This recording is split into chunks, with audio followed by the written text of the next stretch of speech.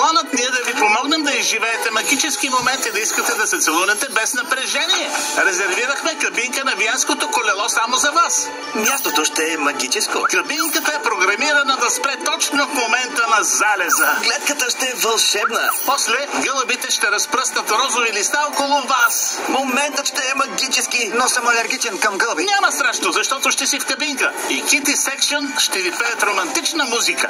Дори музиката ще е вълшебна. И ще дойде времето за целувка. Магия! С камерата ще можем да гледаме дали всичко върви по план. Магическата целувка!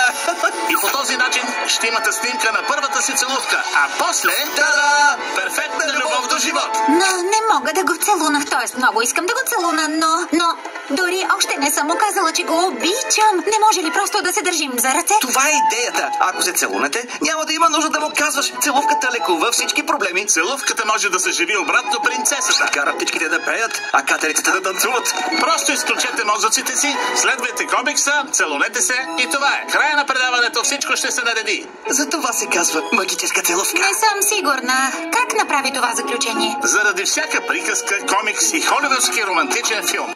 О, и работи в истинския живот, кой да знае. Но ако трябва да сляза? Ами, ако Маринет иска да слезе, не бих искал да я притискам по някакъв начин. Но това е идеята на магическата целувка. Не можете да избягате от съдбата си.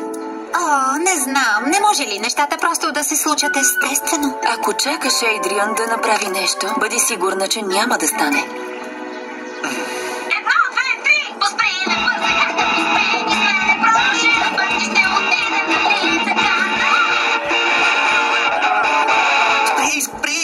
Нино, никога ли не си свирил на китара?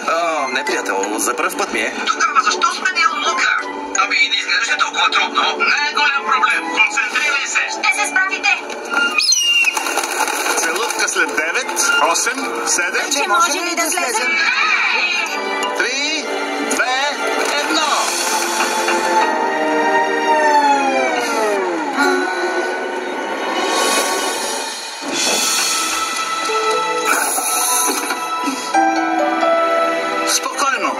Измислим друго. Няма смисъл. Не сте вие, а аз. Не нося магия в себе си.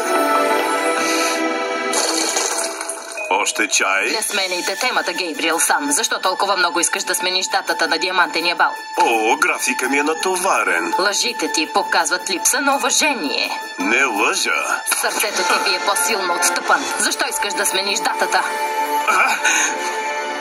Защото не ми остава много време.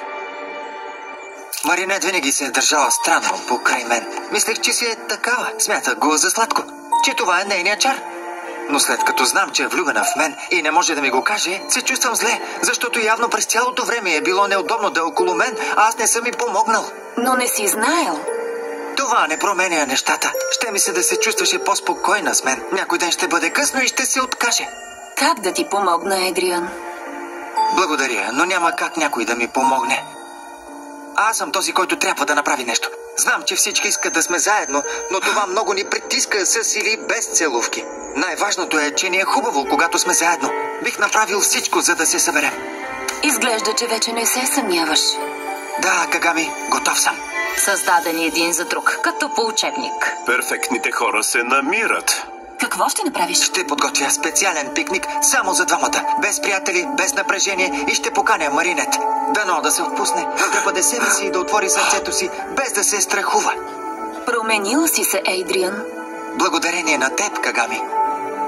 Маринет е голяма късметлийка.